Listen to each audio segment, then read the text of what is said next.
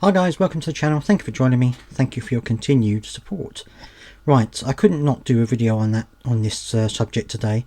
A lot of people have emailed me about it, and I really thank everyone for doing so, because I hadn't actually heard about it until someone mentioned it, because I'd been out for a little while, so I hadn't actually seen the news. But it is awful. Obviously, we know that during the Green Paper votes and things like that, the Universal Credit and Personal Independence Payment Bill, we know that there were lots of Labour MPs who were very unhappy with the situation.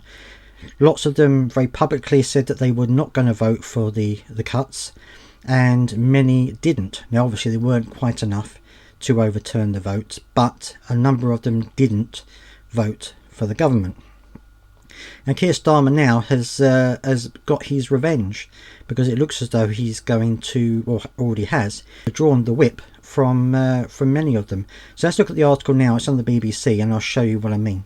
Right, here we are. Prime Minister Keir Starmer has suspended 4 MPs from Labour over repeated breaches of party discipline.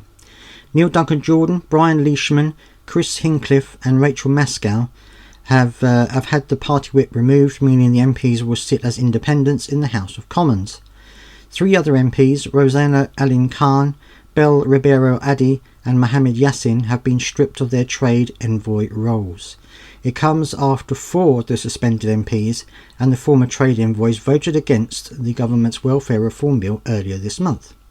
In all, 47 MPs rebelled against government's proposals to cut the welfare and force ministers to water down the plans. The rebellion undermined Sir Keir's authority, which was weakened after a series of policy reversals, such as restoring the winter fuel allowance to millions of pensioners. The MP for York Central, Maskell, was a key figure in organising the rebellion against the welfare bill. In the debate in the Commons, Maskell called the bill omnibus shambles and described the benefit changes as Dickensian cuts belong to a different era and a different party.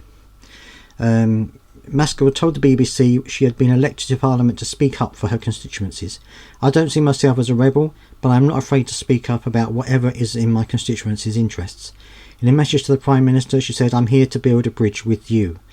Duncan-Jordan, Leishman and Hincliffe were all elected as Labour MPs for the first time last year. Duncan-Jordan, the MP for Poole, organised a letter warning the government that welfare changes were impossible to support without a change of direction. In a statement, Duncan-Jordan has said, "Since being elected, I have constantly spoken up for my constituents on a range of issues, including, most recently, the cuts to disability benefits. I understood this could come at a cost, but I couldn't support making disabled people poorer. As I've been suspended from the Parliamentary Labour Party today, I've been part of the Labour and trade union movement for 40 years and remain as committed as ever to its values. To my constituents, it's business as usual. I remain your hard-working local MP. I will continue to take up your concerns and speak up for Poole." Leishman, the MP for Alloa and Grangemouth, has also been an outspoken critic of the government shake-up. He said, I'm a proud Labour member and I remain committed to the party. I wish to remain a Labour MP and deliver the positive change many voters are craving. I have voted against the government on issues because I want to effectively represent and be the voice for communities across Alloa and Grangemouth.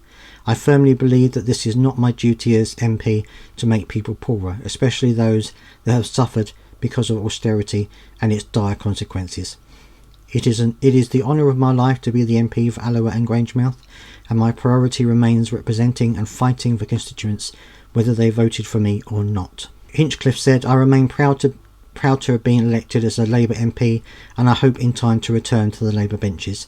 In the meantime, I will continue to fight every day for the needs of my constituents, and nothing will change in how I engage with and represent those I was elected to serve." Well, I mean, I think this is really cowardly of Keir Starmer, isn't it? You know, he's obviously been a little bit annoyed by the fact that the Labour MPs these rebels were getting a lot of press. They were everywhere. They were all over social media, telling them about how they couldn't support these cuts. And now he's got his own back in his own petty way.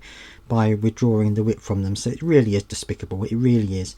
And you know, there were people who were saying, well, you can't suspend all of the MPs that voted against you, and he hasn't. He's just done a token number of MPs, the ones who he said have been the most rebellious, to act as a warning really to the other MPs that if you step out of line, this is what's going to happen. But personally, I think that they should step out of line. I mean, you know, this is a democratic party, supposed to be a democratic process. You're supposed to be able to vote how you feel the best way is, and the party itself is supposed to represent the values of the people who they represent. The Labour Party are supposed to be for the workers, they're supposed to be for the vulnerable, they're supposed to be for people who don't have you know, the luxuries in life. They're supposed to be supporting people, and we've seen already this year that Labour Party are anything but that, and that's why they have this group of rebels who are not really rebels. I would say they are just genuine Labour MPs. They you know, they have the core values of Labour rather than the rest of the MPs in the Labour Party who don't. So I think this is just, personally speaking, a bit petty by Keir Starmer, to be honest with you, and I hope that it backfires on him. Anyway, let me know down in the comment section what you think. I know I've heard some of you already talking about it, so I know what you're thinking, but let me know down in the comment section what you think. Please do subscribe for more stuff like this, and I'll see you next time.